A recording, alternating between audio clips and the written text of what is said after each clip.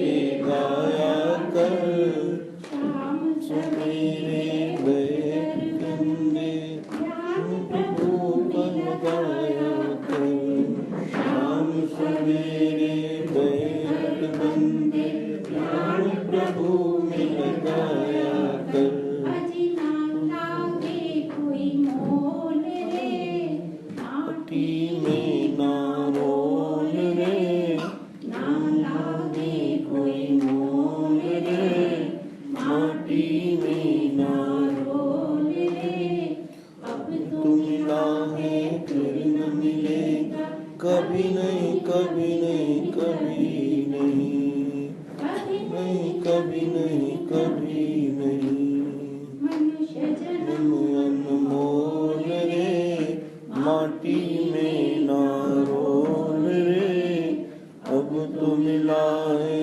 फिर न मिलेगा कभी नहीं कभी नहीं कभी नहीं कभी नहीं कभी नहीं कभी बोलो सतगुरुदेव भगवान की जय।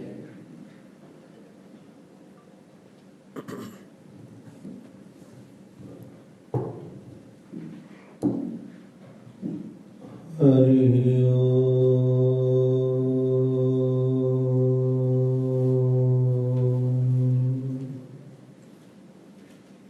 विश्वं दर्पण दृश्यमान तुल्यं निजान्तर्गतम् पश्यन्नात्मनि मायया बहिर्भूतं यथा निद्रया यः साक्षात् कुरुते प्रबोधसमये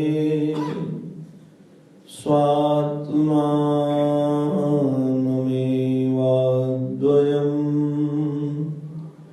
तस्मै श्रीगुरुमूर्तये नमः इदं श्रीदक्षिणामूर्तये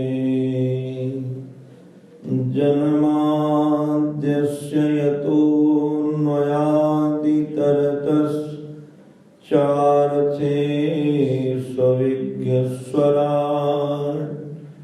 तेने ब्रह्महृदायादिकवये मुह्यन्ति यत्सूरयः तेजो वारिमृदां यथा विनिमयो यत्र त्रिसर्गो मृषा धाम्ना स्वेन सदा निरस्तकुहकम् सत्यं परं धीमहि सत्यं परं धीमहि मुग्धं स्निग्धं मधुरमुरली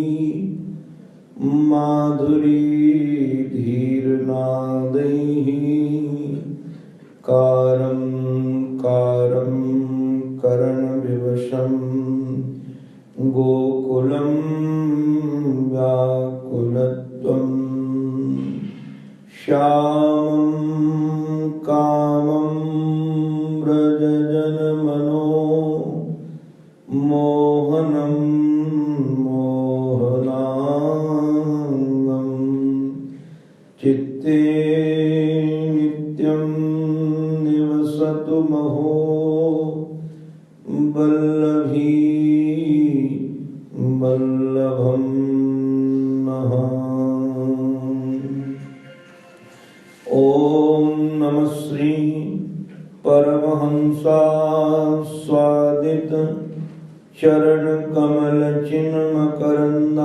चरणकमलचिन्मकरन्दाय भक्तजनमानसनिवासाय श्रीरामचन्द्राय वागीशायस्य वदने लक्ष्मीर्यस्य च वक्षसि यस्यास्ते हृदये संवेद तं नृसिंहमहं भजे। अखण्डानन्दबोधाय शिष्य संतापहारिणे ओंकारानंदस्वरूपाय तस्मै श्री गुरवे नमः। गुरुर्ब्रह्मा गुरुर्विष्णुः गुरुर्देवो महेश्वरः गुरुः साक्षात् परब्रह्म तस्मै श्री गुरवे नमः। तस्मै श्री गुरवे नमः। श्रीमन्नारायण नारायण नारायण श्रीमन्नारायण नारायण नारायण श्रीमन्नारायण नारायण नारायण श्रीमन्नारायण नारायण नारायण लक्ष्मी नारायण नारायण नारायण लक्ष्मी नारायण नारायण नारायण लक्ष्मी नारायण नारायण नारायण लक्ष्मी नारायण नारायण नारायण श्रीमन्नारायण नारायण नारायण श्रीमन्नारायण नारायण सद्गुरु नारायण नारायण नारायण सद्गुरु नारायण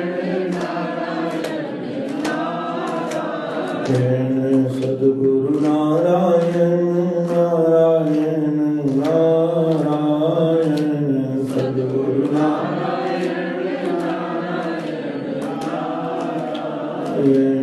श्रीमन्नारायण नारायण नारायण श्रीमन्नारायण श्रीमन्नारायण नारायण नारायण श्रीमन्नारायण बोलो भक्तवत्सल भगवान की, सद्गुरुदेव भगवान की, श्री वृंदावन बिहारी लाल की जय। जय श्री राधे जय जय श्री राधे जय जय श्री राधे।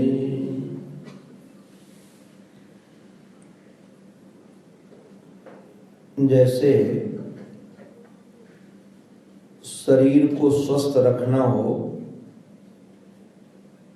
तो स्वस्थ आहार की और स्वस्थ व्यवहार की आवश्यकता है।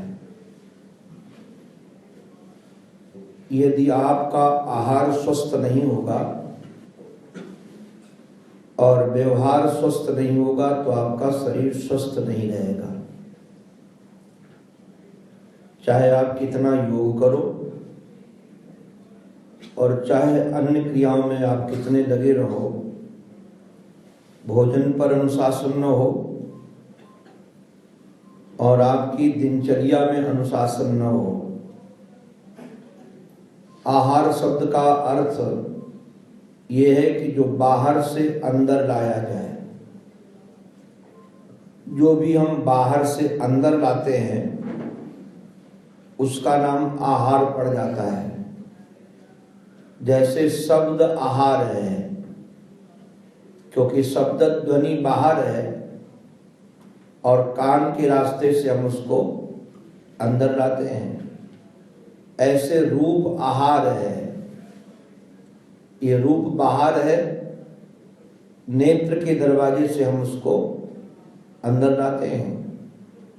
रस आहार है, क्योंकि मुख के दरवाजे से उसको हम अंदर लाते हैं। ऐसे स्पर्श आहार है, छूते हैं, कोमल स्पर्श, गुलाब का स्पर्श, पुत्र का स्पर्श, पत्नी का स्पर्श, ये सब आहार है। तो आहार स्वस्थ हो तभी आप स्वस्थ रह सकते हैं, और व्यवहार स्वस्थ हो। व्यवहार का अभिप्राय है हमारे जो अंदर से बाहर निकले। देखो, अभी हम जो शब्द बोल रहे हैं ये हमारे लिए व्यवहार है और आप सबके लिए आहार है, क्योंकि शब्दोच्चारण जो होता है वो व्यवहार है। तो कहीं ये मत समझना कि जो व्यवहार है वो व्यवहार रहेगा, जो आहार है वो आहार रहेगा। कई बार दूसरों के लिए व्यवहार है और हमारे लिए आहार है। जैसे कोई हमको ऊंचे स्वर से बोलता है, हमारी स्तुति करता है, ये सब जो करने वाला है उसके लिए वो व्यवहार है, और जो उसको भोगने वाला है उसके लिए आहार है। तो सीधी सादी बात है, आप सबके समझ में आ जाएगी। शरीर को स्वस्थ रखने के लिए आहार और व्यवहार दोनों की पवित्र स्वस्थ होने की आवश्यकता है। किंतु शरीर हमारा स्वस्थ हो और मन हमारा रोगी हो तब भी आप सुखी नहीं रह सकते हो। तो मन का स्वस्थ रहना भी बहुत आवश्यक है। शरीर में आहार और व्यवहार का बहुत बड़ा प्रभाव पड़ता है, वैसे ही मन को स्वस्थ रखने के लिए विचार की आवश्यकता है। मन का आहार है विचार। अगर मन को हम आप स्वस्थ विचार नहीं देंगे तो वह स्वस्थ नहीं रहेगा। मैं कई बार लोगों से प्रश्न पूछता हूं। बचपन में जब मेघ गरजते थे, वर्षा होती थी, तो हम सब खूब भीगते थे और खूब उत्साह आता था, आनंद आता था, और भीगने के बाद भी एकदम आनंद में रहते थे। और अब यदि वर्षा हो और हम खूब भीग जाए तो शरीर रुग्ण हो जाएगा कि नहीं? किसी को साइनस बढ़ जाएगा, किसी को जुकाम हो जाएगा, किसी को कुछ हो जाएगा। तो ये मेघों के जल में खराबी है कि हमारे शरीर की कमजोरी है। मौसम बदलने पर यदि हमारा स्वास्थ्य खराब हो जाता है तो मौसम की कोई गड़बड़ी है? मौसम की गड़बड़ी नहीं, हमारे शरीर की गड़बड़ी हो गई है। शरीर की सहन शक्ति कम हो गई है, रोग से लड़ने का सामर्थ्य कम हो गया है। ऐसे कई लोग देखे होंगे आपको। कई बार कोई हमारी उपेक्षा कर देता है, हमें गाली दे देता है, हमारे सामने तेजी से बोलता है, किंतु उसके बाद भी हमको कोई फर्क नहीं पड़ता है। क्यों नहीं फर्क पड़ता है? क्योंकि हमारा मन स्वस्थ है। किंतु कई बार कोई तिरछी दृष्टि से देख रहा हो तो अच्छा, हमको तिरछा देख रहा है और हम घायल हो गए।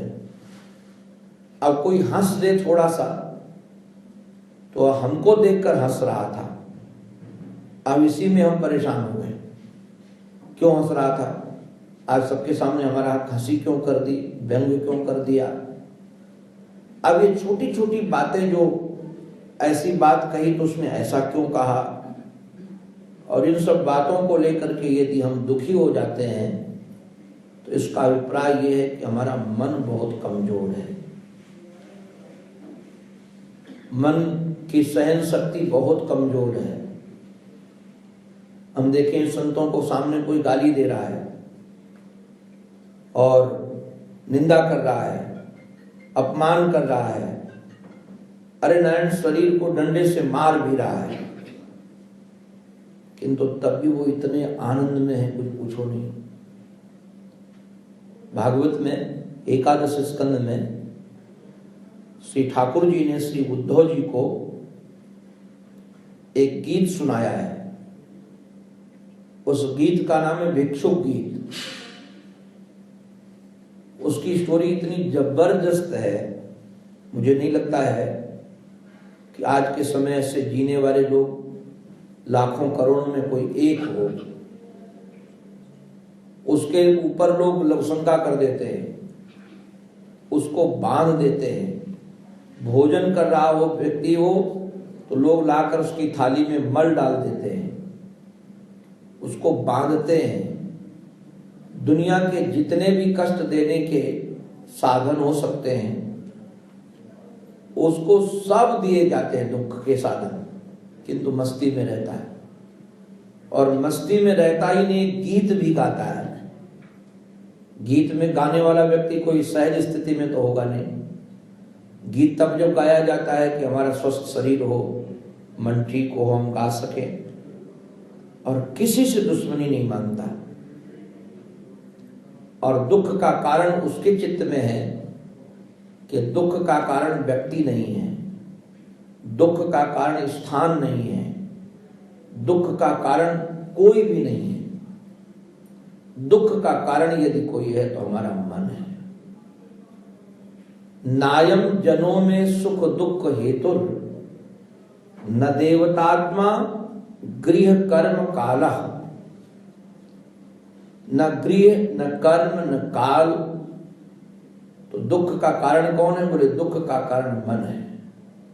मनः परम कारण मां मनंती। दुख का कारण हमारा मन है। तो संसार में दुख का कारण हमारा आपका अपना मन है। और दुख का कारण न परिस्थिति है, न व्यक्ति है, न स्थान है। अब मन यदि स्वस्थ हो हमारा, आप सबका, तो मन स्वस्थ होने से फायदा क्या होगा कि मौसम चाहे कैसा हो, चाहे सर्दी आए, चाहे गर्मी आए, चाहे तूफान चले, हमको कुछ फर्क पड़ने वाला नहीं है। शरीर स्वस्थ है तो ऐसे जीवन में चाहे जैसी परिस्थितियां आए, सुख की परिस्थितियां आए, दुख की परिस्थितियां आए, हमने तो महाराज देखा है कि यदि शरीर स्वस्थ न हो तो सुख की परिस्थिति भी सहन नहीं होती है। अब कई लोग भारत में हमने ऐसे सुना कि लॉटरी उनकी खुल गई, करोड़ों की लॉटरी खोली और वही लुढ़क गए। उस खुश को, सुखी को, आनंद को सह नहीं पाए। ऐसे कई लोगों को हमने देखा है कि उनके जीवन में खुशियां आती हैं तो बड़े रो रहे हैं। तो सुख को भी सहन करना, दुख को भी सहन करना, सहना एक साधन है सुखी रहने का। और अब इस विषय में जो हम लोग पढ़ रहे हैं, कल भी प्रतिपादन किया गया था भागवत में, भागवत धर्म। भागवत की व्याख्या आपने सुनी थी। भागवत माने श्रीमद् भागवत महापुराण ग्रंथ भी है। और भागवत शब्द का अर्थ ये भी है जो भगवान का है। भगवान के भक्त को भी भागवत कहते हैं। भगवान के भक्त को, भगवान के प्रेमी को भी भागवत बोलते हैं। क्योंकि भागवत शब्द की व्युत्पत्ति है भगवता प्रोक्तम, भगवता इदम, जो भगवान के द्वारा कहा गया है। भगवता प्रोक्तम माने उक्तम, जो भगवान के द्वारा कहा गया। तो मैं कई बार लोगों से प्रश्न करता हूं,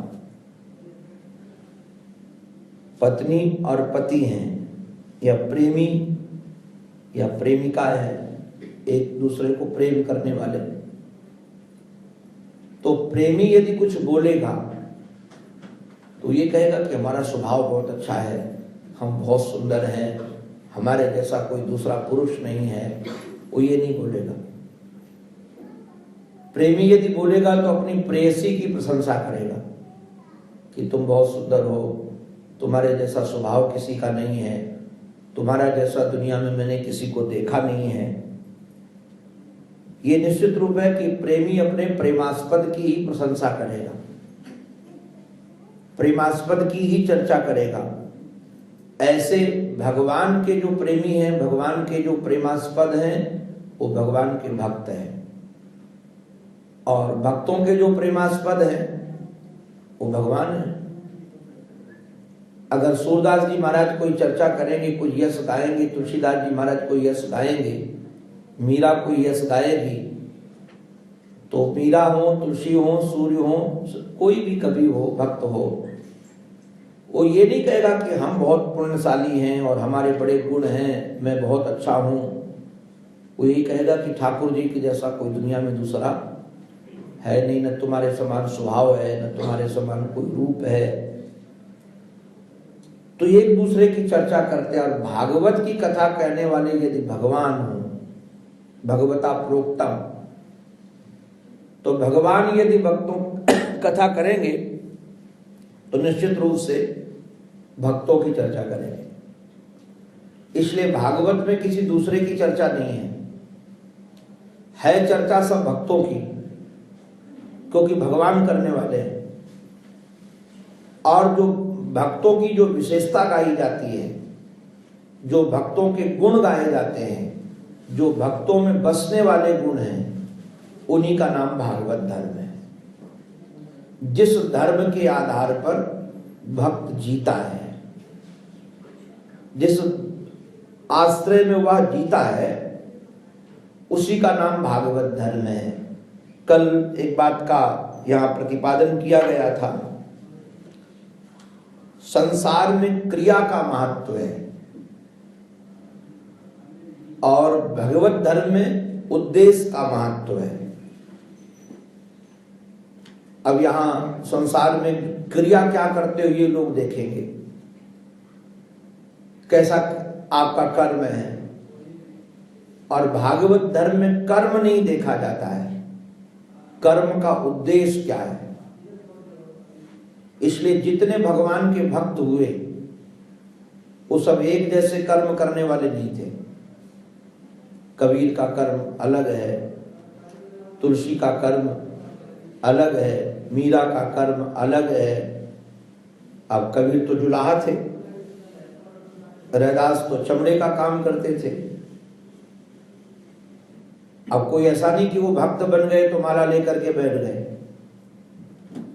और कहा कि अब हम जुल्हे का काम नहीं करेंगे या चमड़े का काम नहीं करेंगे। इसलिए आप देखेंगे जितने बड़े बड़े भक्त हुए हैं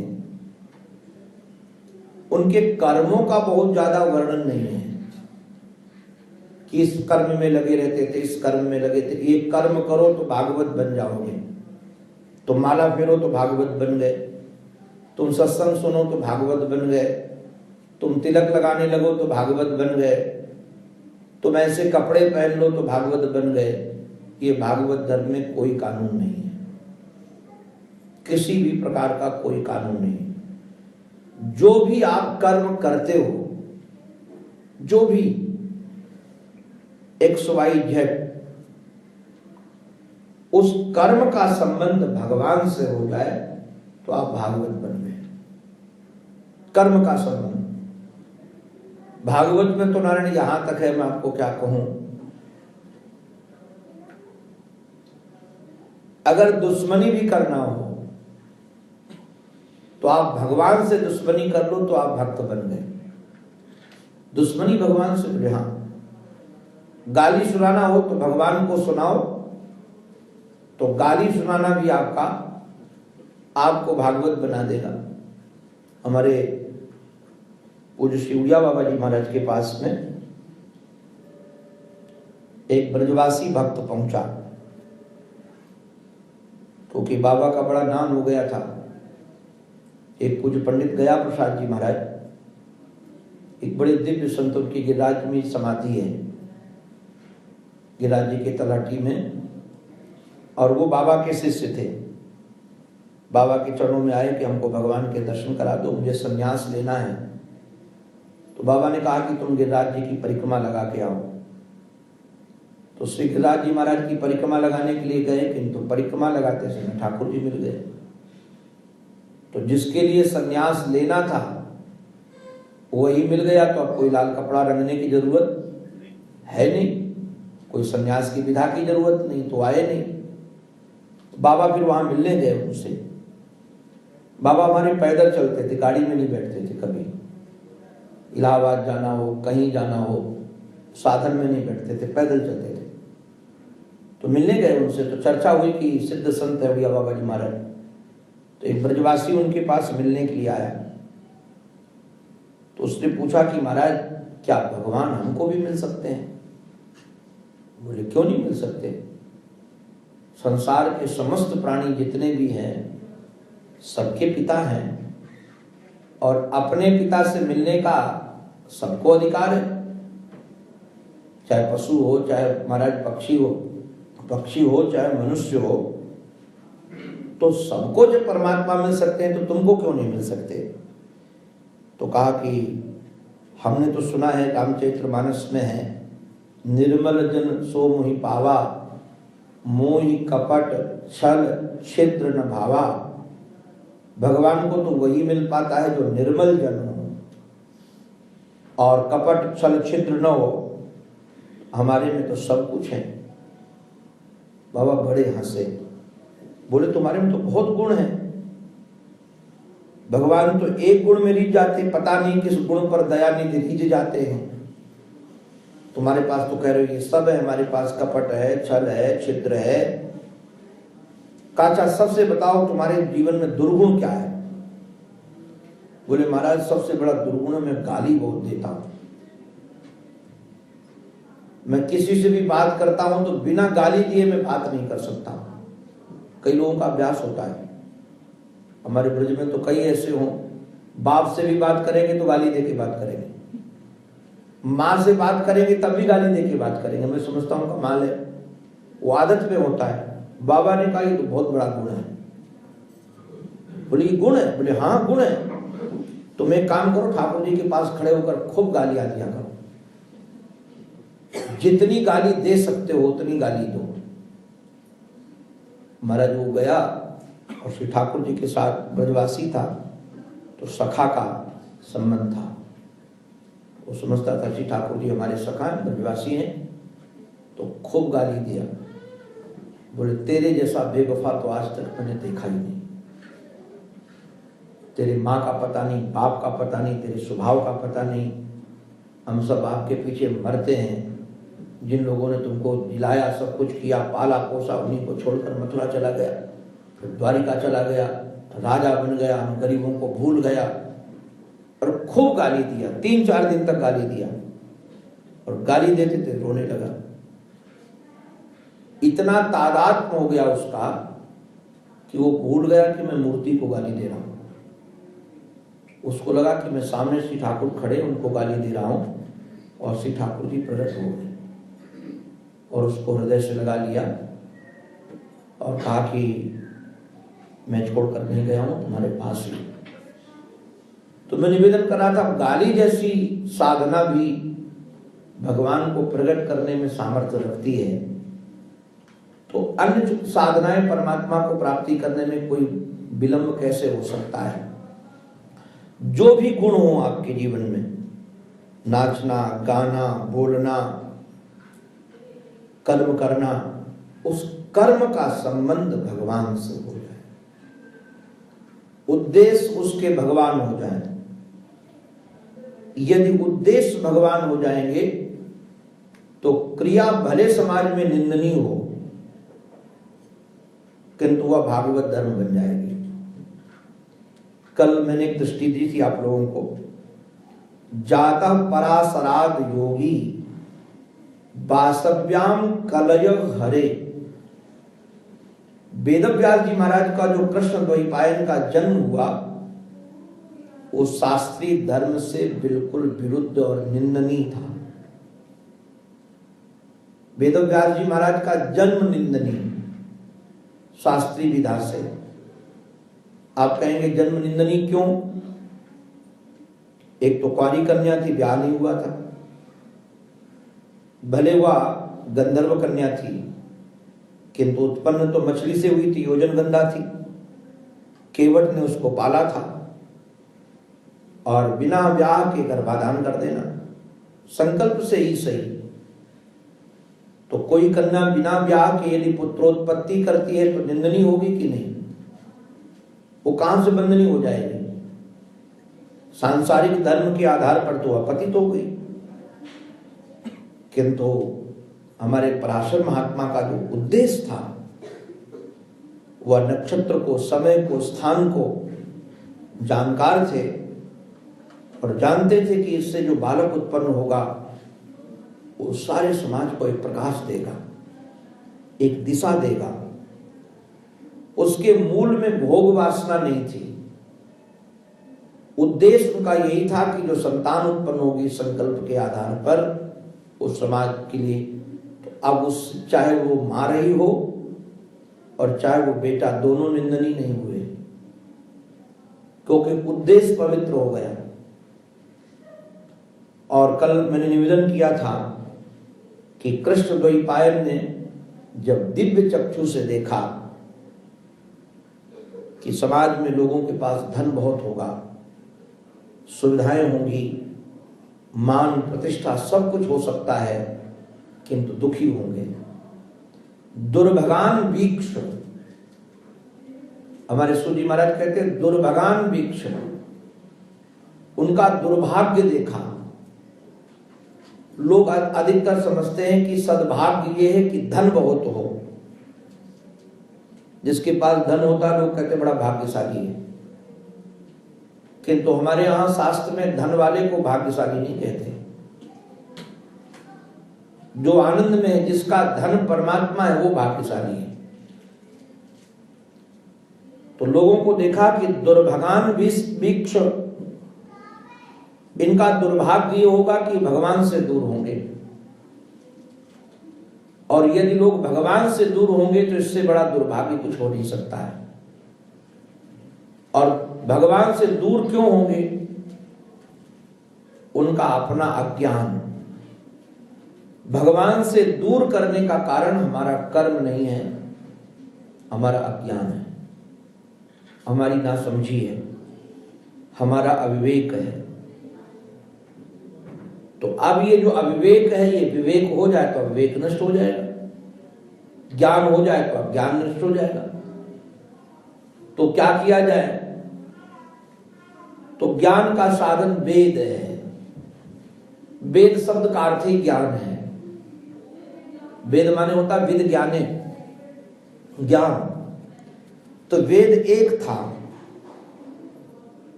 तो इन्होंने वेद के 4 विभाग किए, ऋग, यजु, अथर्व और साम। 4 शिष्य तैयार कर दिए कि लोग, जैसे अंधकार के कारण लोग दुखी हों तो 4 मसाले दे दी जाए 4 शिष्यों को, और कहा जाए जहां जहां अंधकार है तुम लेकर के मसाल पहुंचोगा। इस मसाल के प्रकाश से लोग जो अंधकार के भय के कारण भयभीत हो रहे हैं वो समाप्त हो जाएगा। 4 शिष्य पहुंचे समाज में, किंतु उनकी मसाल से कोई फर्क पड़ा नहीं, क्योंकि जितने प्रकाश की आवश्यकता थी उतना प्रकाश हुआ नहीं। अब हमारे श्री कृष्ण द्वैपायन को पीड़ा हुई, उन्होंने सोचा कि अच्छा और कुछ काम करते हैं।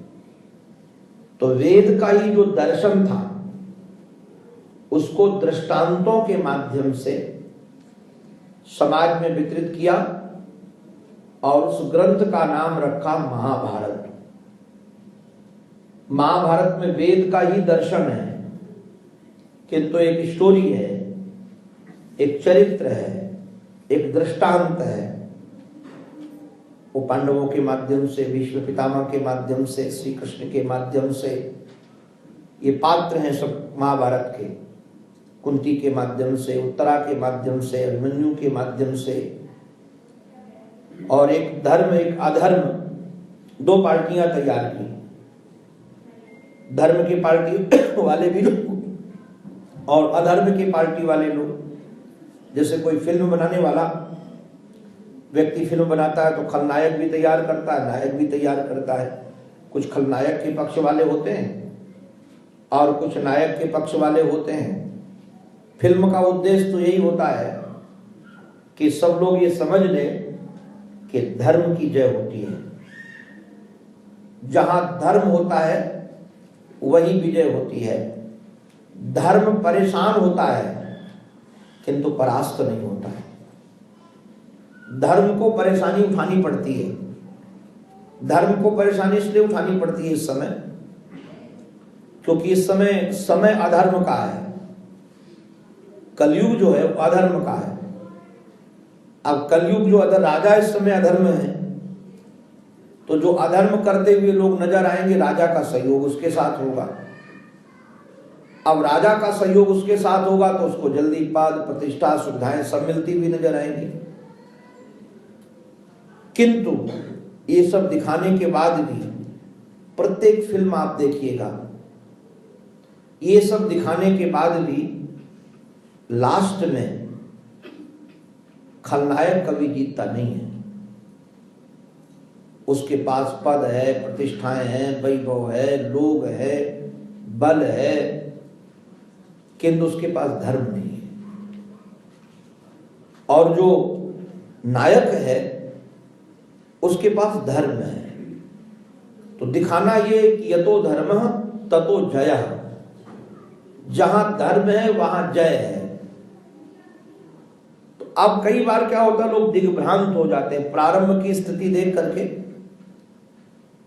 अब फिल्म की प्रारंभ स्थिति देखो, अगर उसका परिणाम न देखो तो लास्ट तक तो यही लगता है कि बेचारा नायक मारा जाएगा, इसके साथ ही खड़ा नहीं हो पाएगा। किंतु परिणाम जब देखा जाएगा लास्ट में तो नायक विजयी बन जाता है। तो इस नाटक फिल्म के माध्यम से समाज में ये बात संदेश दिया जाता है कि धर्म की जय होती है। अब देखने वाले उसको किस एंगल से देखते हैं वो जाने, वो उससे क्या सीख करके आते हैं वो जाने। अच्छा, सबका सीखने का स्तर अलग अलग है।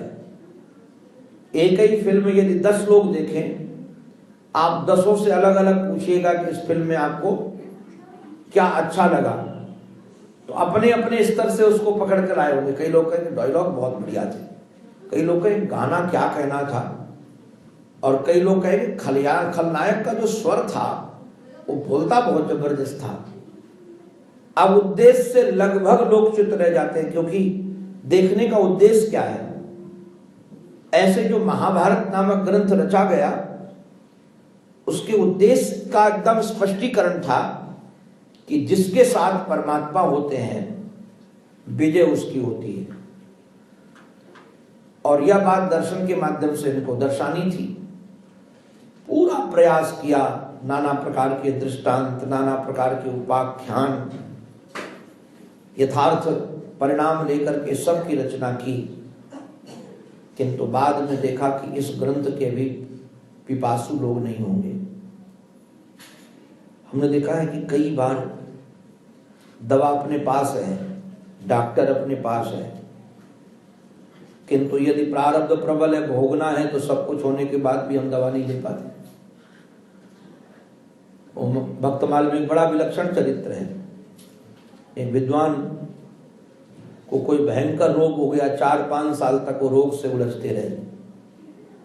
एक दिन ऐसे रास्ते से जा रहे थे तो एक औषधि ने कहा कि मैं इस रोग की दवा हूं, मुझे निकाल लो और मेरे को ऐसे ऐसे करके पान करो, 4 दिन में स्वस्थ हो जाओगे।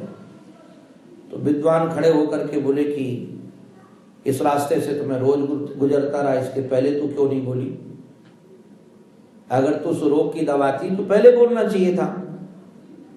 इतने सालों से मैं भोग रहा हूं, अब तो मैं अभ्यस्त हो गया उसको भोगने का, अब जरूरत भी नहीं है। तो उसने हंस करके कहा कि महाशय, अभी तक आपके स्वास्थ्य लाभ के समय आया नहीं था। अब जो प्रारब्ध दुख का था वह मिट गया है, अब थोड़े से निकल जाएगा। तो विद्वान भी हंस करके बोले कि जब निकलने वाला है तो तेरे को आश्रय क्यों लूं मैं? जब जाने वाला है तो नाम तुम्हारा क्यों नहीं कि तुम्हारे माध्यम से ठीक हुआ मैं ऐसे ही, तो बोले नहीं, माध्यम तो बनाना पड़ेगा क्योंकि निमित्त है हमारा। इसलिए ठाकुर जी ने कहा अर्जुन को निमित्त मात्रम भव सव्यसाचिन, तुम निमित्त बनो। तो निमित्त में बनूंगा। तो ध्यान रखने वाली बात है जो संकेत में करना चाहता हूं आप सबको कि वेदव्यास जी महाराज का ये पुरुषार्थ, ये प्रयास बाद में पुराण रचना के बाद भी, 17 पुराणों की रचना के बाद भी उनको सफलता नहीं मिली। तो क्या अगर किसी कर्म में सफलता नहीं मिलती है तो क्या हम कर्म करना छोड़ दें? बिल्कुल नहीं। सफलता मिले या न मिले, हमारा कर्तव्य है कर्म करना। कर्म किया जाए और पुरुषार्थ में हम लगे रहे। तो वेदव्यास जी महाराज भी, जिनका नाम कृष्ण द्वैपायन था, उन्हीं का नाम वेदव्यास पड़ गया क्योंकि इन्होंने वेद का विस्तार किया। वैसे अभी तक 28 व्यास हो चुके हैं। ये जो महाभारत श्रीमद् भागवत महापुराण की रचना वाले व्यास हैं, ये व्यास 28वें हैं और ये साक्षात भगवान ही व्यास हैं। इसके पहले कई बार ब्रह्मा भी व्यास बने, कई बार बृहस्पति भी व्यास बने, कई बार शुक्राचार्य भी व्यास बने। ये व्यास एक पदवी है, समझ लीजिए। जैसे प्रधानमंत्री एक पद है, जैसे गणेश भी एक पद है। तो इस पद पर जो बैठेगा उसका नाम गणेश हो जाएगा। मैं तो कई बार हंस के कहता हूं कि अगर प्रधानमंत्री के पद पर कोई स्त्री बैठ जाए, बैठी थी भारत में, तो क्या उसको प्रधानमंत्री की जगह कुछ और कहा जाएगा? या राष्ट्रपति की जगह उसको राष्ट्रपत्नी कहा जाएगा? भले वह स्त्री है किंतु राष्ट्रपति ही कहलाएगी पदत्वेन, कि वो पद का नाम राष्ट्रपति है। ऐसे ही जो वेदों का विस्तार करेगा, चाहे कोई भी क्यों न हो, उसका नाम व्यास पड़ जाएगा। वेद का विस्तार किया तो उसका नाम वेद व्यास पड़ जाएगा।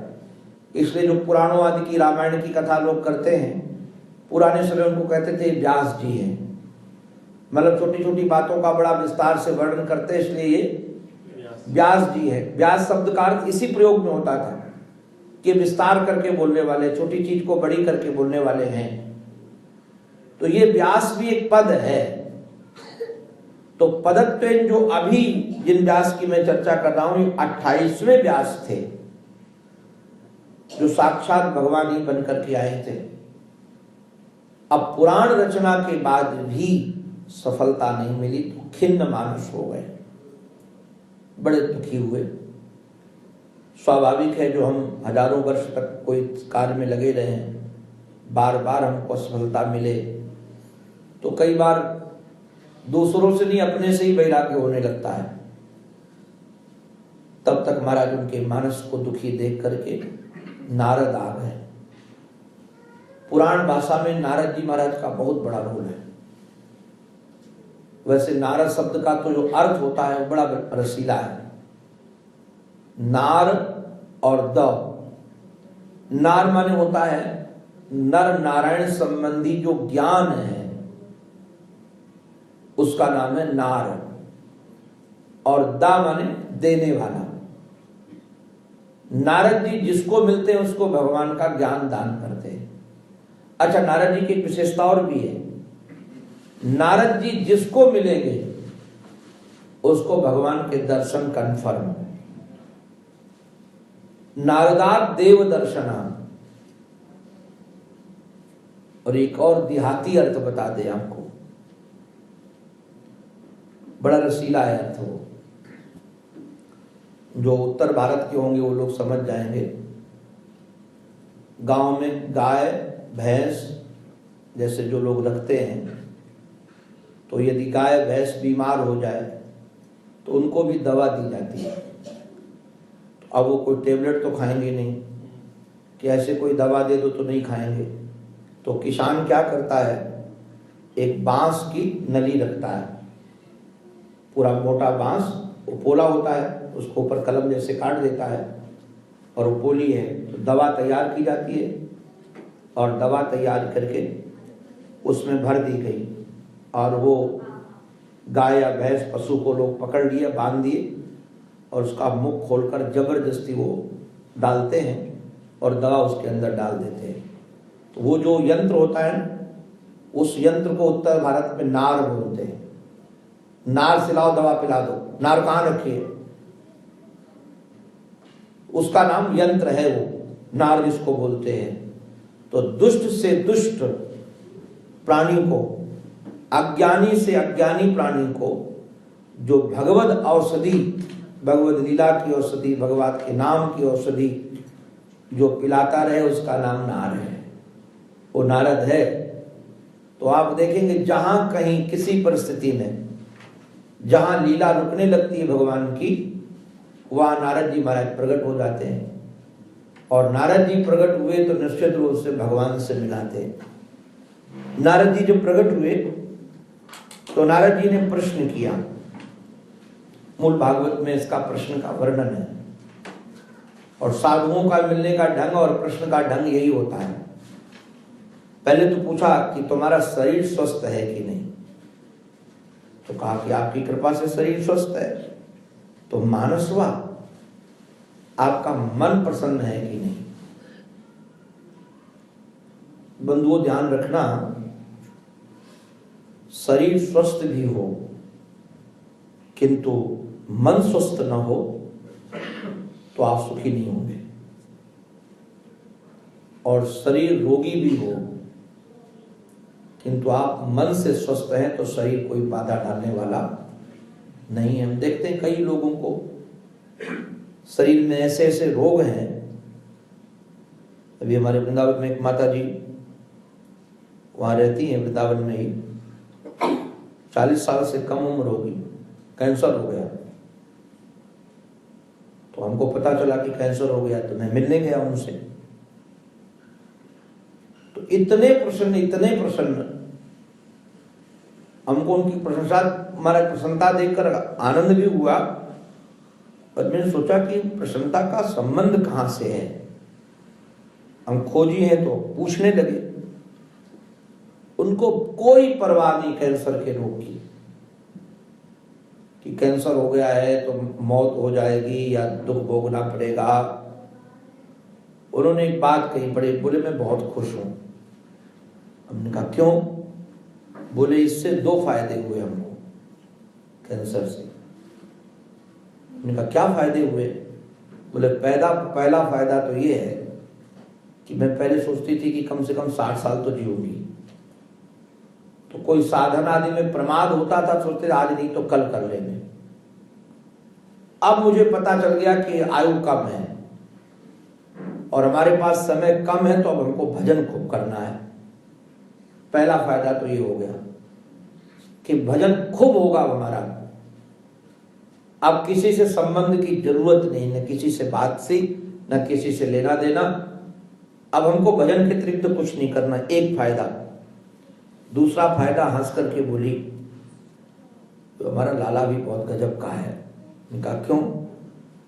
बोले जब स्वाभाविक होता है, जब कोई रोगी हो जाता है ना, उससे सच्चा प्रेमी यदि होगा तो उसके पास बैठेगा। तो बोले अब लाला को भी पता चल गया कि ज्यादा दिन तो रहना नहीं है इसको, तो कम से कम उसका सानिध्य मिलेगा। अब हम जितने समय तक रहेंगे उनके सानिध्य में रहेंगे। और वो जो कहने का ढंग और बात करने का ढंग, ऐसे जैसे कि कैंसर कुछ है ही नहीं, एकदम कुछ भी नहीं है। फिर हमने कहा कि एक काम करो, हमारे एक डॉक्टर परिचित है। बोले मैं वृंदावन छोड़कर नहीं जाऊंगी।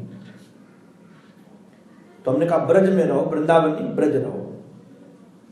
तो ब्रज का तो विस्तार, ब्रज में तो हमारे आगरा भी आ जाता है। तो हमने कहा आगरा में हमारे एक डॉक्टर है, वहां तुम चली जाओ।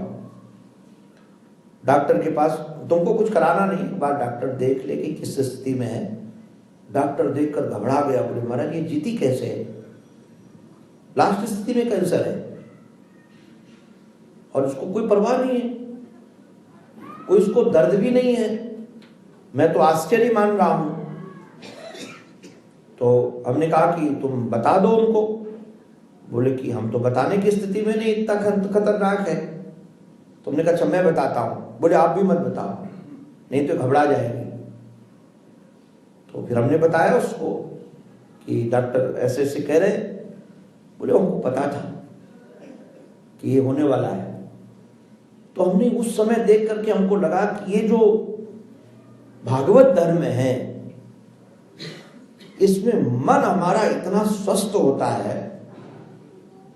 भगवत आश्रय के कारण मन इतना स्वस्थ है, इसलिए उसको शरीर के रोग की कोई परवाह नहीं है। और जिनका मन कमजोर होता है तो महाराज थोड़ा जुकाम भी हो जाए तो रोते घूमते, हाय हाय मेरे को जुकाम ही ठीक नहीं होता है, मैं तो इससे भी परेशान हूं। तो मन का स्वस्थ रहना बहुत आवश्यक है। और मन को स्वस्थ यदि आप रख लेते हैं तो आप भागवत हैं। तो मन को स्वस्थ रखने के लिए मन कोई आकारमान तो है नहीं कि आकार इसको दिया जाए, तो इसको कुछ विचार दिए जाए मन को।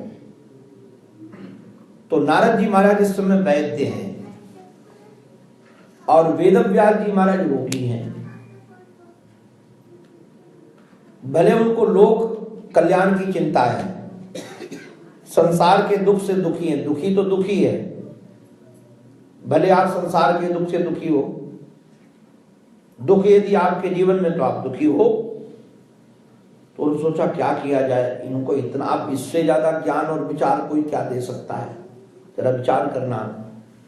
वेद से जो वेद के रचयिता हैं जिस समय जो विभाग किए अलग अलग, महाभारत ग्रंथ में महाभारत के बारे में तो ये कथन है कि यदि हास तदन्यस्त, जो महाभारत में है वही दुनिया में दूसरा ज्ञान है। महाभारत में जो ज्ञान नहीं वो दुनिया में कहीं कोई ज्ञान नहीं है। महाभारत के बारे में ऐसी किंवदंती है। अब महाभारत का रचयिता दुखी है, पुराणों का रचयिता दुखी है, तो सोचा दुख का कारण क्या है, अब इसको कौन सा विचार दिया जाए, इसका कौन सा नया तरीका इसको अपनाया जाए जो इनको सुस्त किया जाए। तो नारद जी महाराज ने कहा कि देखो भाई, एक होते हैं हंस, एक होते हैं परमहंस। ध्यान रखना, हंस वो है जो क्षीर और नीर को अलग कर देता है, दूध और पानी को अलग कर दे, उसका नाम हंस है। हंस की विशेषता यही होती है, हंस के सामने आप पानी दूध मिला के रख दो तो वह दूध और पानी को अलग अलग कर देगा, इसका नाम हंस है। और परमहंस वो है जो संसार और परमात्मा दोनों मिले हुए हैं, तो इनको दोनों को अलग अलग कर दे और अलग अलग करके जो परमात्मा के आश्रय में जीना लगे, जो परमात्मा को स्वीकार कर ले, वो परमहंस है। तो उनको लगा कि ये व्यक्ति हंस तो है, क्योंकि विचारों के द्वारा इसने अलग अलग तो कर लिया है, किंतु अभी जीने नहीं पाले लगे हैं, ये स्वीकार नहीं किया। इनको बनना चाहिए परमहंस। तो परमहंस कैसे बना जाएगा? ये तो कहोगे कि हंस तो हमारा जन्मजात, उसको ये विधि मिलती है, किंतु संसारी व्यक्ति को जन्मजात विधि कैसे मिलेगी कि कैसे अलग करके सुखी रहा जा सके? तो उन्होंने एक बात बड़ी बढ़िया कही। उन्होंने कहा हमारे कौवों के तीर्थ में हंस नहीं आते हैं, कौवों के तीर्थ में हंस नहीं आते। अभी तक जो आपकी रचना है वो हंसों परमहंसों को बुलाने वाली नहीं है। और दूसरी बात आपने क्या किया, जुगुप्सितम धर्म कृतेनुशासतः, आपने धर्म अनुशासन के लिए कई जगह जुगुप्सित धर्मों का भी वर्णन कर दिया। जैसे याज्ञ की हिंसा हिंसा न भवति, उद्देश्य ये था कि लोग रोज हिंसा न करें, तो कहा अमुक प्रकार का आप यज्ञ करो, उसमें अमुक प्रकार के पशु का आप वध कर सकते हो। तो वेदव्यास जी महाराज का उद्देश्य तो ये था कि लोग रोज रोज हिंसा न करें, और जिनको हिंसा करनी हो तो पहले अमुक प्रकार का यज्ञ करें, तो उसमें इतनी विधि इतना नियम, तो उससे दूर हो जाएंगे। पहली बात, हिंसा में अनुशासन लग जाएगा। किंतु लोगों ने वो विधि बना ली। मैं उसको एक दूसरे उदाहरण से समझाता हूं। वृंदावन में हमारे एक सिंधी माता जी थी और बड़ी सिद्ध थी, अभी शरीर नहीं है उनका, बंगलौर की थी किंतु वृंदावन में ही पति पत्नी दोनों रहते थे। उनका नाम था लीलामयी मां। संतों की बड़ी प्रेमी थी। भारत में ऐसा कोई संत नहीं कि उनके पास न जाए। स्वयं विदुषी थी। उनके सामने कोई भागवत आदि की कथा अपठित व्यक्ति नहीं कर सकता, ग्रंथ लेकर बैठती थी। तो मैं मूल की कथा करने के कारण मेरे से बड़ा प्रेम मानती थी। तो बंगलौर दक्षिण में कुछ सिंधियों की परंपरा ऐसी है कि किसी का यदि शरीर पूरा हो जाए तो 1 वर्ष के अंदर भागवत की कथा वो करते हैं वहां परंपरा में। तो एक सिंधी बालक की कथा, उसके पिताजी का शरीर नहीं रहा था, तो वो बालक और माँ ही 2 ही कथा सुनने आए थे वृंदावन में, और कोई नहीं। ऐसे इतने बड़ा उनका सत्संग हाल है। मैं उसमें भागवत की कथा कर रहा था। तो करीब 4 दिन कथा के बीत गए थे, तो माताजी मेरे पास रोने लगी और बोली, महाराज ये बच्चा हमारा 32 साल का है, बाईपास सर्जरी भी हो चुकी, खाता और पीता दोनों है, और यहाँ मेरे आग्रह से आया है क्योंकि मैंने कहा कि अगर पापा की संपत्ति चाहिए तो भागवत बैठ के सुननी पड़ेगी। सुनने आया है किंतु रोज यहां भी पीता है, बिना पिए ये रह नहीं सकता है, किंतु पता नहीं 4 दिन से उसने पिया नहीं है। मेरे साथ कमरे में रहता है तो मुझे पता है। कुछ कृपा करो कि इसका पीना छूट जाए। इसके स्वास्थ्य की दृष्टि से मुझे बड़ा, उस समय तो हम नए नए थे इस क्षेत्र में, तो मुझे कल्पना भी नहीं थी कि कोई भागवत की कथा के समय भी मदिरा पी सकता है। और मुझे कुछ परंपरा का 25 साल हो गए लगभग, तो मुझे पूरी जानकारी नहीं थी। मुझे बड़ी पीड़ा हुई कि मैं ऐसे जजमान को कथा सुनाता हूं जो खाता पीता दोनों है। किंतु ठाकुर जी कृपा से अपने को संभाला। 7 दिन की कथा, मुझे लगा इसके ब्याज से वृंदावन के संत कथा सुन रहे हैं, क्योंकि वृंदावन की कथा करते थे, संत बहुत आते थे कथा सुनने। तो हमने कहा चलो इनके माध्यम से संत सुन रहे हैं, हम धन्य हो रहे हैं संतों को सुनाकर। लास्ट के दिन जब वो दक्षिणा देने आया तो मैंने कहा तेरे से मैं दक्षिणा नहीं लूंगा, अगर तुझे दक्षिणा देनी है तो जो शराब पीता है वो हमको दे जा, और संकल्प कर कि आज से मैं मदिरा पीऊंगा नहीं। तो 7 दिन का नशा था उसको हमारी कथा का। और होता है स्वाभाविक, जब व्यक्ति कथा सुनता है तो उस ढंग का चित्त उसका बन जाता है, तैयारी होती है। तो भावावेश में वो संकल्प करके हमको दे गया कि आज के बाद हम नहीं पिएंगे। हम बड़े प्रसन्न हुए, और 2 महीने के बाद हमको बंगलौर जाना था। उसने प्लेन का टिकट भेजा और घर बुलाया। बहुत प्रसन्नता घर में थी। और उसकी पत्नी ने हमको कहा कि महाराज जी 2 महीने से हमारी किट्टी पार्टी बंद है, हमारा मिलना जुलना लोगों से बंद है, ये किसी पार्टी में जाता ही नहीं है। अब इसका संबंध टूट गया तो मेरा संबंध टूट गया। अब हमको समाज में रहना, ऐसे समाज में रहते हैं, तो कुछ कृपा करो। मैंने कहा क्या कृपा करें? बोले इसको केवल शनिवार के पीने की छूट दे दो। केवल शनिवार की पीने की छूट दे दिया करो, तो शनिवार को ये पी लेगा, तो कम से कम ये पार्टी भी उसकी हो जाएगी, मेरा भी संपर्क हो जाएगा। तो हमने कहा मैं तो नहीं खाऊंगा। फिर बोले महीने में पहले शनिवार को मुझे वेदव्यास जी महाराज की बात याद आ गई। हमने सोचा कि अगर मैं इसको हाँ कहता हूं, मैं तो इसलिए हाँ करूंगा कि पहले रोज पीता था, अब महीने में कम से कम एक बार पिएगा, तो 29-30 दिन तो इसका छुटकारा मिल गया। किंतु हमने सोचा इससे संदेश बहुत गलत जाएगा, ये लोगों को कहेगा कि हमारे गुरुजी ने तो कहा है कि पहले शनिवार को पी लिया करो, हमारे गुरुजी ने तो कहा है कि पहले शनिवार को पी लिया करो। तो निषेध अर्थ में नहीं लिया, वो विधि अर्थ में हो गया, और वह विधि अर्थ में जो हो गया वो संदेश गलत जाएगा और वो भी छोड़ नहीं पाएगा। तो हमने कहा देखो भाई, मैं तो जब तक जिंदा रहूंगा तब तक ये बात स्वीकार नहीं करूंगा कि तुम शनिवार को पी लिया करो। तुमने वृंदावन में संकल्प लेकर के दिया है, गंगा जल लेकर के, कि आज के बाद हम नहीं पिएंगे, तो पीना नहीं है। बच गया बच्चा। बस कहने का अभिप्राय यही था कि कई बार गुरुजनों को लगता है कि इतने दिन से रुके, कम से कम एक दिन जाए तो कोई बात नहीं, शेष दिन तो बच गए।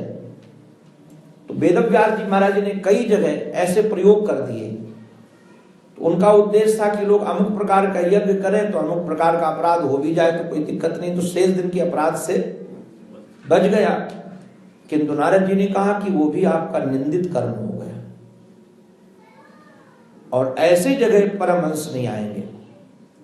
फिर नारद जी ने जो चरित्र सुनाया है वो स्वर्णिम अक्षरों में लिखने लायक है, समझने लायक है हम सबको। जो भागवत सुनते हैं, जो भागवत से परिचय रखते हैं, उनकी दृष्टि जाएगी। नारद जी महाराज ने अपने पूर्व जन्म की कथा सुनाई। वैसे शास्त्रीय विधा में निषेध है, वक्ता को अपनी कथा नहीं सुनानी चाहिए। अगर वक्ता अपनी कथा सुनाता है तो आत्मख्याति होगी और लोग परमात्मा से न जुड़कर व्यक्ति से जुड़ेंगे।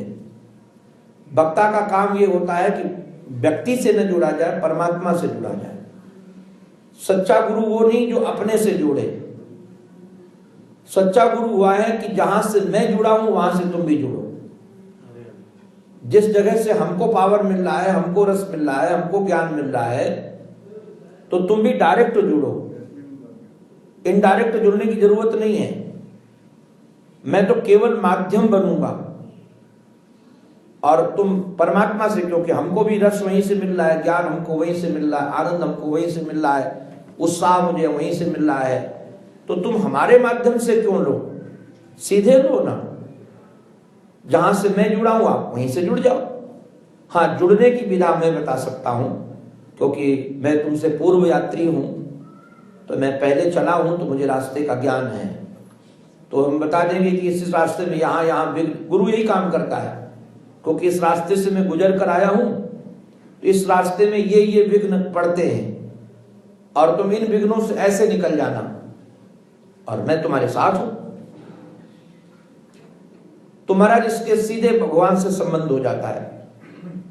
किंतु पुराणों की एक विलक्षणता है। पुराणों की विलक्षणता यह है कि वक्ता अपना अनुभव भी सुनाता है, और होना भी यही चाहिए। श्रुति, स्मृति और अनुभूति, ये तीन प्रमाण हैं। जो हमारी अनुभूति है वही श्रुति में हो और वही स्मृति में हो।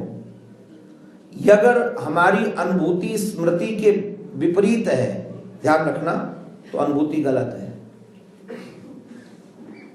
जैसे आप लोग कभी, अब पता नहीं, हम लोग तो जब पढ़ते थे तब ऐसे ही विधा थी, बीज गणित, अंक गणित, रेखा गणित, 3 गणित के पुस्तकें चलती थी। जो गणित की पुस्तकें होती थी ना, उन सभी पुस्तकों के पीछे प्रश्नों के सब उत्तर होते थे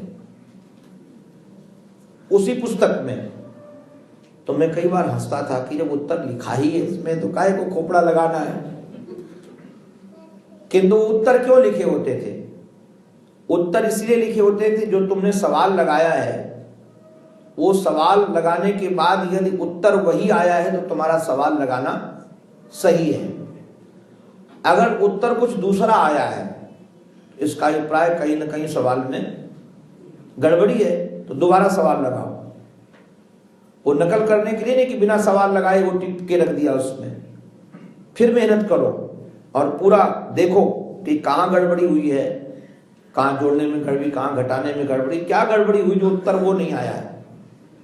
ऐसे ही जो जीवन हम जी रहे हैं, जो हमारी अनुभूतियां, यदि अनुभूतियों में सुख मिल रहा है, आनंद मिल रहा है, प्रत्येक कर्म का उद्देश्य सुख है, प्रत्येक कर्म का उद्देश्य आनंद है। यदि हमको कर्म के बाद आनंद नहीं मिल रहा है, अशांति मिल रही है, उद्वेग मिल रहा है, तो कहीं ना कहीं कर्म करने में गड़बड़ी है। कहीं ना कहीं हमारे जो सवाल लगाने में गड़बड़ी है। तो तुरंत देखते हैं कि हम श्रुति में इसका क्या वर्णन है, स्मृति में क्या वर्णन है। तो अनुभूति भी होनी चाहिए अपनी अनुभूति माने अपना अनुभव। और स्वाभाविक है कि जब कोई अपना अनुभव सुनाता है ना, तो आज के समय पढ़े लिखे लोग उसको ज्यादा महत्व देते हैं। जैसे हमारे कबीर जी महाराज कहते हैं कि सब कहते हैं कागज की लेखी और मैं कहता हूं आंखन की देखी। तो आंखन की देखी का अभिप्राय अनुभूति की बात है। तो नारद जी महाराज ने कहा कि महाराज यदि सुखी बनना है तो भगवान के भक्तों का निर्मल यश गाया जाए, भागवतों की चर्चा की जाए, भागवत धर्म की चर्चा की जाए। और कहा भागवत धर्म से कैसा जीवन रसीला बनता है। तो उन्होंने अपना पूर्व जन्म सुना दिया। कहानी से आप सब परिचित, छोटी सी कहानी है। उन्होंने कहा कि मेरी मां नौकरानी थी, मैं कोई बहुत बड़े बाप का बेटा नहीं था, मेरी मां दासी थी। किंतु बात इतनी थी कि दासी थी वेद वेदी ब्राह्मणों के यहां। अब वेदवादी जो ब्राह्मण थे, उन ब्राह्मणों के यहां संतों का आगमन हुआ। अब जब संतों का आगमन हुआ तो मेरी आयु 5 वर्ष की थी। तो मेरी मां नौकरानी का काम करती थी। तो सुबह सुबह हमको, क्यों घर में पिता का पता नहीं था, माँ और मैं ही था, तो माँ अपने साथ मुझे अपने घर से ले आती थी। और घर का काम करना हो तो इसलिए हमको संतों के पास बैठा देती थी। तो संत पूजा करते थे, वो भी मैं देखता रहता था। और संत बाद में कथा सुनाते थे तो वो भी मैं सुनता था। वैसे संतों का स्वभाव होता है समदर्शिता। समदर्शी माने समवर्ती नहीं होते, समदर्शी होते हैं। सुनिचैव स्वपाके च पंडिता समदर्शिना। गीता। जो पंडित होते हैं ना, पंडित कोई जाति नहीं होती, ध्यान रखना। ब्राह्मण जाति है, पंडित जाति नहीं है। पंडित शब्द का अर्थ होता है जिसके पास पंडा बुद्धि है। बुद्धियां कई प्रकार की, सेमोसी है, पंडा है। तो पंडा बुद्धि उसको कहते हैं। सद असद विवेकनी बुद्धि सा पंडा। जो सद और असद का विवेक कर रहा जाते। विवेक माने होता अलग अलग करना, विक पृथक भाव है। जैसे हमारी माताएं चावल बनाती ना, तो चावल को बिनती हैं तो कंकड़ अलग अलग कर देती है और चावल अलग अलग। इसका नाम विवेक है। दो चीजें मिली हैं एक जैसी, तो एक अलग अलग कर देना, इसका नाम विवेक है। तो जो सद असद का विवेक करने वाली बुद्धि है, और ऐसी बुद्धि जिसके पास में है, वो पंडित है। और जो पंडित होता है वो चाहे कुत्ता हो, चाहे गधा हो, चाहे विद्वान हो, चाहे मनुष्य हो, सबके प्रति समदर्शन होता है। समदर्शन का अभिप्राय, वो जानता है कि सबके अंदर परमात्मा है। ऐसा नहीं कि इसके अंदर ज्यादा परमात्मा है, इसके अंदर कम परमात्मा है। और पंडित लोग झगड़ा नहीं करते हैं, ये झगड़े ना समझ लोग करते हैं। जैसे हमारे यहाँ उत्तर भारत में दीपावली के समय, दीपावली के दिन चावल भुंजे हुए लाई और उसके साथ खांड के बने हुए खिलौने, चीनी के बने हुए खिलौने, कोई राजा बना होता है, कोई रानी, कोई घोड़ा, कोई हाथी, कोई ऊंट, छोटे छोटे होते हैं, वो भोग लगाते हैं लक्ष्मी जी को और बाद में बांटते हैं, ले लेकर के सब खाते हैं। तो बच्चे झगड़ते हैं कि हम हाथी नहीं घोड़ा खाएंगे, घोड़ा नहीं हम ऊंट खाएंगे, किंतु बड़े बड़े लोग झगड़ते हैं। वो जानते हैं कि जो घोड़ा में मटेरियल है वही हाथी में है, वही ऊंट में है। हमारे एक महात्मा सुनाते थे कि सज्जन के यहाँ 2 संत रुके थे। दीपावली का दूसरे दिन हुआ तो आजकल तो कुछ ऐसा है कि संतों को सब जगह हंसी का पात्र बनाने के लिए एक सोची समझी योजनाएं हैं। जैसे अभी एक मुंबई में कौन घर है भाई जहां सब इकट्ठे होते हैं, बिग बॉस, देखो बता दिया बिग बॉस। अभी भगवान का नाम पूछते तो नहीं बता पाते किंतु तुरंत मैंने घर कहा। अब मुंबई में तो बहुत सारे घर हैं किंतु भैया ने तुरंत पकड़ लिया बिग बॉस। अब बिग बॉस में भी कोई साधु ले आए हैं। अब उसकी इतनी खिंचाई करते हैं वो लोग, इतनी हंसी उड़ाते हैं, वो साधु तो नहीं हो सकता है। अगर साधु होगा तो बिग बॉस में क्यों जाएगा, उसको बिग बॉस से क्या लेना देना। वो जाकर तीर्थ में भजन करेगा कि ये सब नाटक करेगा। अब कोई है तो महाराज वो नाटकी, किंतु एक स्वामी जी का भेष उसको बना करके वहां प्रस्तुत कर दिया गया। अब उसकी हंसी होती तो स्वामी जी की हंसी होती है। तो एक सोची समझी योजना। तो खांड के खिलौनों में साधु बने थे। अब 2-3 साधु बने रहे होंगे साधु बाबा। तो सुबह सुबह बच्चा उठा, 5-6 साल का रहा होगा, तो उसने कहा कि मैं तो साधु खाऊंगा। अब दूसरा बोला मैं 2 खाऊंगा। अब वो साधु सोचने लगे कि ये साधु खाने वाले बच्चे इनके घर में, तो गलत घर में आ गए। तो बेचारे उठे और चुपचाप भागे। तो निकल के चले गए तो उसका पिता लाठी लेके दौड़ा कि हम पकड़ कर उनको लाएं। लाठी से देखो कोई जानवर आदि मिलेगा कि जंगल में कुछ भी, और जो भागा तो महात्मा और भागे कि जिसके बेटे साधु खाते उसका बाप क्या करता होगा। बाद में जब पकड़े गए तो कहा कि भाई हमको खाओ मत।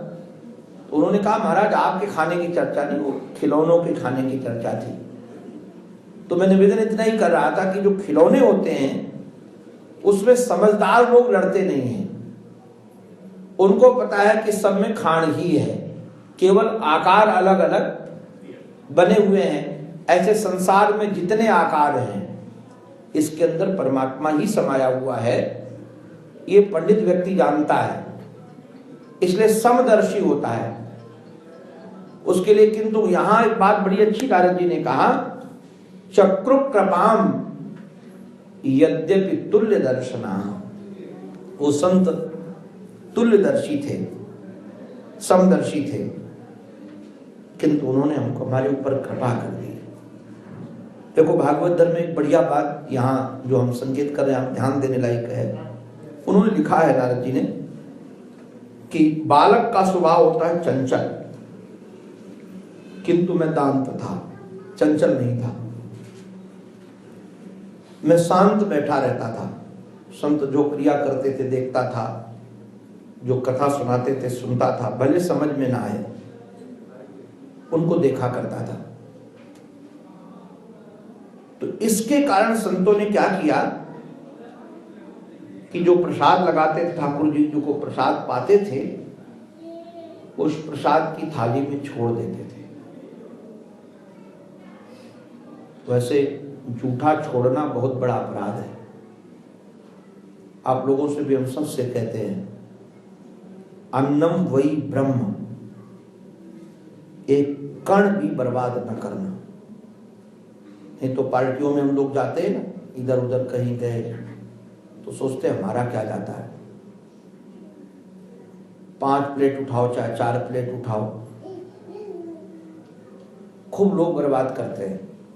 ये विधा बिल्कुल गलत है। और आप लोग ध्यान रखना, व्यक्ति उतना ही खाता है जितना उसका खाता है। जिस दिन खाता पूरा उस दिन खाना बंद। और जैसे बैंक से हम रुपया निकाल लेते हैं, बैंक से निकाल लिया, फिर हम उसको किसको देते हैं, कहाँ फेंकते हैं, उसमें बैंक का कोई दोष, वो आपके खाते से उतना चला गया जो आपने अपनी थाली में ले लिया, उठा करके रख लिया, वो आपके खाते से लेस हो गया।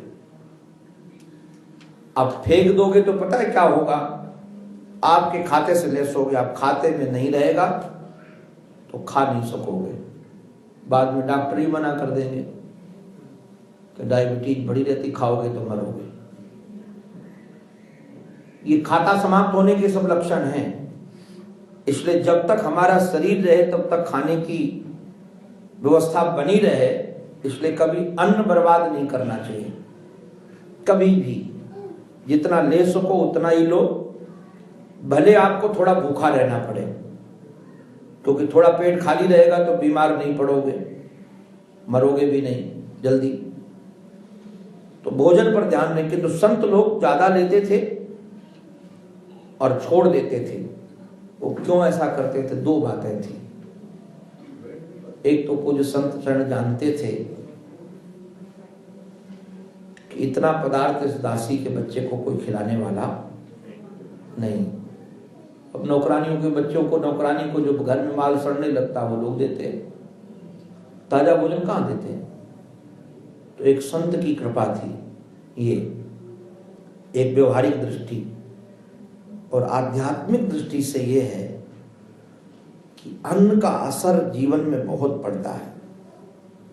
आप जैसा खाओगे अन्न, वैसा बनेगा मन।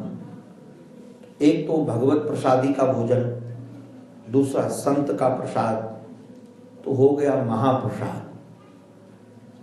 जो ठाकुर का प्रसाद, फिर उसके लगा संत का प्रसाद, तो महाप्रसाद हो गया। और महाप्रसाद जो पाएगा उसकी बुद्धि पवित्र होगी, और बुद्धि पवित्र होगी तो परमात्मा को पहचानेगा, महात्मा को पहचानेगा, आनंद में रहेगा। इस उद्देश्य से संत उसको छोड़ देते थे। उनकी माँ उठा करके उनको दे देती थी, वो पा लेते थे। 4 महीने ऐसी घटना घटी। मैं आपको एक रसीली बात बताऊं, आप लोग ये मत समझना कि मैं संत हूं इसलिए मैं बता रहा हूं। मैं अपने को संत नहीं समझता हूं। संत बनना बहुत कठिन है। प्रयास है कि साधु बन जाए। कई बार एकांत में रो पड़ते हैं, इस जन्म में बन पाएंगे कि नहीं बन पाएंगे ये भी पता नहीं है, किंतु प्रयास है साधु बनने का। साधु की जो महाराज महिमा है वह बेजोड़ है। और मैं अपनी अनुभूति से कह रहा हूं, प्रमाण शास्त्र का है ही, इस संसार में निस्वार्थ प्रेम यदि कोई कर सकता है तो केवल भगवंत या संत। इसके अतिरिक्त तो कोई निस्वार्थ प्रेम कर ही नहीं सकता है। संसार के जितने प्रेम हैं सब स्वार्थ युक्त है, कहीं न कहीं कामना है, किसी न किसी एंगल में। और परमात्मा और महात्मा ऐसे हैं कि उनकी कोई कामना नहीं है किसी से, निष्काम प्रेम है। और यही कारण होता है कि जिसको संत का प्रेम मिल जाता है उसको फिर दुनिया में दूसरे का प्रेम जचता ही नहीं है, जच सकता ही नहीं है। वो लास्ट परिधि है प्रेम की। तुम ऐसे रहो तो प्रेम होगा, तुम ये खाओ तो प्रेम होगा, तुम ये बोलो तो प्रेम होगा, तुम ऐसा व्यवहार करो तो हमको तुमको ये मिलेगा, कोई शर्त नहीं होती संत के साथ। आप जैसे हो वैसे उसके हो। परमात्मा के भी जैसे आप हो वैसे उसके हो। कोई शर्त के साथ परमात्मा से प्रेम नहीं होता। हम गिना सकते हैं आपको। भागवत की दृष्टि से देखो तो गोपियों को क्या सुधारा कि तुम ये बोलो तो प्रेम होगा, ऐसे चलो तो प्रेम होगा। केवट को क्या सुधारा, गीध को क्या सुधारा, निषाद को क्या सुधारा। जैसा था वो वैसा स्वीकार किया। केवट जैसे भगवान से बात बोला है, संसारी हो तो नाराज हो जाए, तुम्हारे बाप की कसम है, जब तक पैर नहीं धो लूंगा तब तक पार नहीं करूंगा। तुलसीदास जी महाराज कहते, प्रेम लपेटे अटपटे बिहसे करुणा ऐन। सुन केवट के बैन, प्रेम लपेटे अटपटे बिहसे करुणा ऐन। प्रेम लपेटे अटपटे, भगवान उसमें भी हंस गए। क्यों, कोई सशर्त जो किया जाता है वो प्रेम नहीं सौदा है। जो सशर्त किया जाता है शर्तों के सहित, वो प्रेम बिल्कुल नहीं है। वो तो सौदा होता है सशर्त कि ये शर्त रखो तो प्रेम करेंगे। और जिनको ये प्रेम मिल जाए सही ढंग से, फिर दूसरा प्रेम उसको कहां जचेगा। और जब महाराज नारद जी ने देखा कि वो संत जा रहे हैं, दासी के बेटे थे रामदास, तो रोने लगे। तुलसीदास जी महाराज ने तो बहुत बढ़िया कहा है। वो कहते हैं, सज्जन और दुर्जन दोनों दुख देते हैं, और दुर्जन से ज्यादा सज्जन दुख देता है। आप कहोगे ऐसे कैसे हो सकता है, लोग सज्जनों की तलाश करते हैं, दुर्जनों से दूर भागते हैं। बाबा हमारे कहते हैं, मिलत एक दुख दारुण देही। जब दुर्जन मिलता है तब दुख देता है, दारुण कष्ट देता है। अब दुष्ट आदमी मिलेगा तो क्या करेगा, कष्ट ही तो देगा। मिलत एक दुख दारुण देही, बिछुरत प्राण एक हर लेही। जब सज्जन व्यक्ति बिछुड़ता है तो इतनी पीड़ा होती है जैसे प्राण चले जाएंगे। और मुझे अनुभूति है इसकी।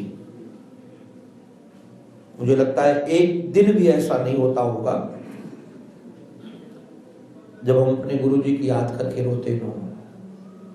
एकांत में भी, कहीं भी उनकी करुणा, उनका प्रेम, उनका स्नेह, उनका सौहार्द कहीं न कहीं किसी न किसी क्रिया में याद आ जाता है। जहाँ याद आ जाता है तो आंसू बहने लगते हैं और बड़ी पीड़ा होती है। तो सज्जन के बिछुड़ने में पीड़ा होती है और दुर्जन के मिलने में पीड़ा होती है। पीड़ा दोनों में है, दोनों वेदना देते हैं। अब इस बालक को बड़ी पीड़ा हुई और सोचे कि यदि संत चले जाएंगे तो जिएंगे कैसे। तो संतों ने बड़े प्रेम से कहा कि तुम अपनी माँ के संबल हो, माँ के आश्रय हो, इसलिए यहीं रहो। और 4 पूजा पद्धतियां बता दी। इसको वेदांत की पूजा पद्धति कहते। प्रद्युम्नाय अनिरुद्धाय नमः संकर्षणाय च। तुम वासुदेव, संकर्षण, प्रनुद्ध और अनिरुद्ध, प्रद्युम्न और अनिरुद्ध, ये 4 चतुर्व्यूह हैं, इनकी आराधना करो। और उनकी आराधना में लगा करके, ये आराधना पूर्व परंपरा से मिलती है। आराधना की एक अपनी पद्धति है और उनके चारों का जीवन विचार करने लायक है। और जिस ढंग से चारों जिए हैं, वासुदेव, संकर्षण, प्रद्युम्न और अनिरुद्ध, ये भगवान के ही 4 रूप हैं। जैसे जागृत, स्वप्न, सुषुप्ति और तुरी, वेदांत की दृष्टि से ये चतुरी का नाम तुरी है। ये 4 अवस्थाओं का वर्णन है। ओंकार में भी अकार, उकार और मकार, ये 3 है, और चौथा अमात्र, ये 4 है। इन चारों का बड़ा चिंतन है और चारों की अपनी अपनी महिमा है। और ये संत बताकर चले गए। घटना से आप लगभग सब परिचित हैं। कुछ दिन के बाद मां का देहावसान हो गया। मां को सर्प ने काट लिया और मां चली गई। हमारे एक संत कहते थे कि बचपन में किसी की मां न जाए और बुढ़ापा में किसी की पत्नी न जाए। बुढ़ापा में ही पत्नी का महत्व तो पता चलता है, जवानी में नहीं चलता। जवानी में तो हम सब अपने संबल से जीते हैं, किंतु बुढ़ापा होता है जब, और बहुएं समय से चाय न दे या न मिले, तब घरवाली की याद आती कि अगर होती तो टाइम से चाय तो मिलती। तो बचपन में माँ की बड़ी कीमत। बचपन में माँ मर गई 5 वर्ष की उम्र में, किंतु भागवत धर्म का ऐसा संबल, ऐसा संबल। ये देखिए, ये भागवत धर्म है, ये संत कृपा, भागवत धर्म की कृपा कि 5 वर्ष की अवस्था में बालक की माँ मरी, किंतु इसमें भी भगवान का अनुग्रह माना, अनुग्रहम मन्य माना। तो भागवत उसको कहते हैं जो हर हाल में खुशहाल रहे और हर हाल में भगवान का अनुग्रह माने। संपत्ति में भी अनुग्रह, विपत्ति में भी अनुग्रह, सम्मान में भी अनुग्रह, अपमान में भी अनुग्रह, मिलन में भी अनुग्रह, विछोह में भी अनुग्रह, सब जगह जो भगवान का अनुग्रह माने। यदि आप भागवत धर्म जीना चाहते हैं तो आज से ये नियम बनाए कि सब जगह जो भी घटना घटे उसमें भगवान का अनुग्रह चिंतन करें। यही भागवत धर्म है और ये हमारे जीवन को रसीला बनाएगा, हमारे जीवन को भगवत के ज्ञान से, भगवत प्रेम से लबालब भर देगा। और यही भागवत हमको शिक्षा देता है कि अपने जीवन को हम कैसे रसीला बनाएं। तो ये रसीला जीवन हमारा बने, यही श्री ठाकुर के चरणों में हमारी प्रार्थना है। हमारी मति, हमारी रति, हमारी गति एकमात्र आराध्य के पावन पवित्र चरणों में बनी रहे। इसी प्रार्थना के साथ ये उनकी वाणी उन्हीं के पावन पवित्र चरणारविंदों में समर्पित। बोलो भक्तवत्सल भगवान की जय, सद्गुरुदेव भगवान की जय, श्री वृंदावन बिहारी लाल की जय। जय जय श्री राधे, जय जय श्री राधे, जय जय श्री राधे।